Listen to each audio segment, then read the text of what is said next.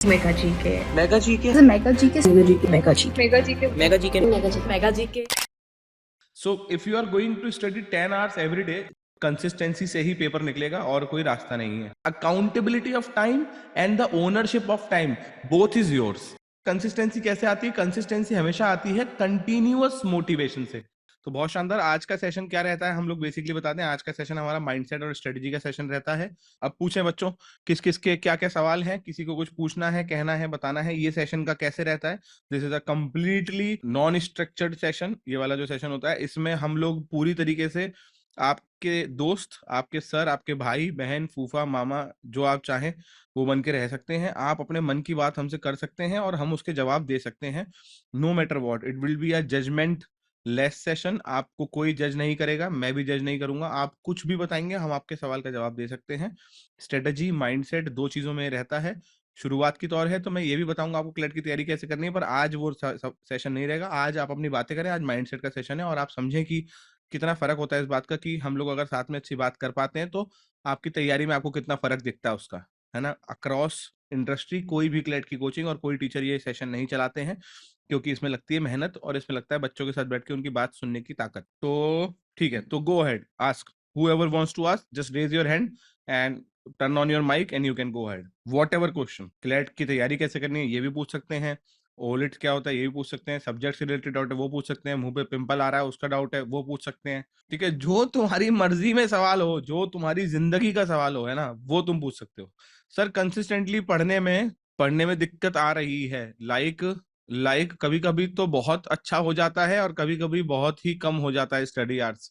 तो क्या करना है भैया? देखो, बहुत इंपॉर्टेंट सवाल है कि कंसिस्टेंसी पेपर के लिए बहुत जरूरी है और कंसिस्टेंसी से ही पेपर निकलेगा और कोई रास्ता नहीं है। बट कंसिस्टेंसी आए कैसे और कंसिस्टेंसी लाए कैसे जाए, उसके लिए बहुत इंपॉर्टेंट फैक्टर दो तीन होते हैं। उसमें से सबसे इंपॉर्टेंट फैक्टर होता है कि तुमको कंसिस्टेंसी का मतलब ये समझना पड़ेगा that consistency does not mean that you are going to study exact amount of hour each and every day and you are going to do exact amount of thing each and every day. It is basically not possible, it is humanly not possible that you are going to do exact amount of hour and you are going to study exact amount of thing every day. So what is consistency then? So consistency is basically, it is something that you are working every day. Some days you are doing more than what you can do, some days you are doing less than what you can do, and in the average of it, let's say that you are going to study for a week, एक हफ्ते को लेके चलते हैं, और एक हफ्ते में तुमने 10 घंटे रोज का पढ़ने का एक रूटीन बनाया।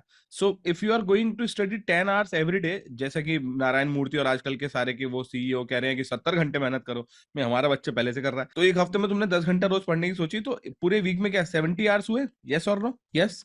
अब 70 आवर्स जब हुए तो 70 आवर्स का मतलब ये नहीं होता कि तुम हर रोज सुबह उठ के ये सोच रहे हो तेजस्वी नहीं कि मैं रोज सुबह उठूंगी और 10 घंटे पढ़ूंगी। ना ना ना, तुम ये सोचोगे कि हर रोज मुझको काम क्या क्या है, और उसके बाद तुम एक पूरा का पूरा वीक का शेड्यूल बनाओगे। क्या बनाओगे? वीक का शेड्यूल बनाओगे। और वीक का शेड्यूल बनाने के बाद फिर तुम डेली की टास्क लिखोगे। देखो, दुनिया में मैंने यही वो रास्ते हैं जो जो काम करते हैं, इसीलिए बता रहा हूँ। तो वीक का शेड्यूल बना के डेली की टास्क लिखोगे, और जब तुम वीक का शेड्यूल, स्मार्ट लग रहा हूँ वैसे मैं आज, है यार, बताओ यार, थोड़ी देर बाद ध्यान दिया मैंने। तो वीक का शेड्यूल बना के जब डेली की टास्क लिखोगे, तो डेली की जब तुम टास्क लिखोगे तो डेली की टास्क तुमको पूरी करनी है। अब सवाल आता है कि डेली की टास्क भी कुछ दिन पूरी होंगी, कभी कभार हो सकता है ना पूरी हो।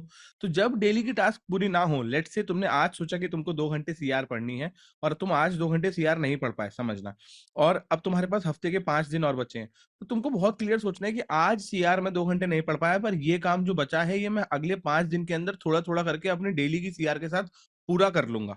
Are you getting it? Are you getting it? अब तुमने 2 घंटे रोज अपने लिए निकाले, लेट से कि मैं 2 घंटे पढ़ाई नहीं करना चाहता यार, मेरे को कुछ और करना है, मैं पागल हो जाता हूँ, कुछ और एक्टिविटी करनी है, तो उस एक्टिविटी के लिए निकाले। अब किसी पहले दिन ही ऐसा हुआ कि तुम्हारे 4 घंटे किसी टाइम में किसी चीज में खराब हो गए, तो तुमको ये क्लियर होना चाहिए कि 4 घंटे क्योंकि इस एक चीज में खराब हो चुके हैं, इसलिए अब मैं एक काम कर सकता हूँ, मैं इस 4 घंटे के जो खराब हुए हैं इसको आने वाले एक हफ्ते में एक एक घंटा करके कंपनसेट कर सकता हूँ अपने पूरे वीक के अंदर। Because accountability of time and the ownership of time, both is yours.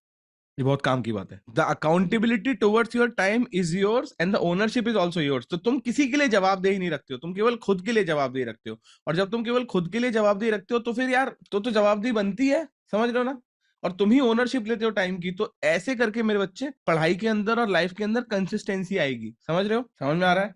और दूसरा, कंसिस्टेंसी कैसे आती है? कंसिस्टेंसी हमेशा आती है कंटिन्यूअस मोटिवेशन से। अब सवाल आता है कि ये भैंस की पूंछ मिलता कहाँ पे है? कंटिन्यूअस मोटिवेशन किधर, कौन सी दुकान है? कंटिन्यूअस मोटिवेशन केवल एक चीज से मिलता है, और वो होता है कंटिन्यूअस एक्शन से. You do something, you act on something, it creates a positive cycle to do more, and then you do more, and then you act on something, and then you do more. That is the only thing. Beginning में motivation kick start हो सकता है, एक बार kick start होने के बाद बाकी system अपने आप काम के साथ चलता है. तो ये वाला पॉइंट समझ में आ गया? So this is the way to do consistency. And उसके बाद फिर एक लास्ट बात आती है कि अगर तब भी सर कभी कंसिस्टेंसी ना आ पाए तो क्या करें?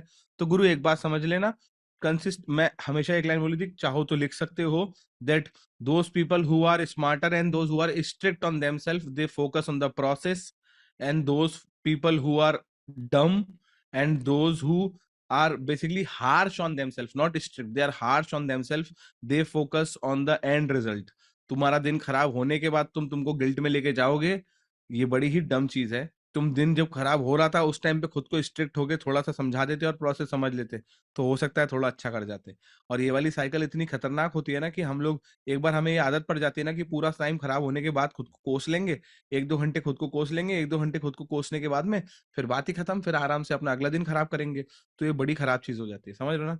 तो याद रखना, अपने आप को बोलना कि मैं एंड में अपने आप को नहीं कोसूंगा, अगर सुधारना है तो अभी सुधार. खुद को बोलना कि नहीं, मैं एंड में खुद को नहीं कोसूंगा. I am not going to curse myself at the end. If you are going to do something, if you are going to change something, do it now. Are you getting it?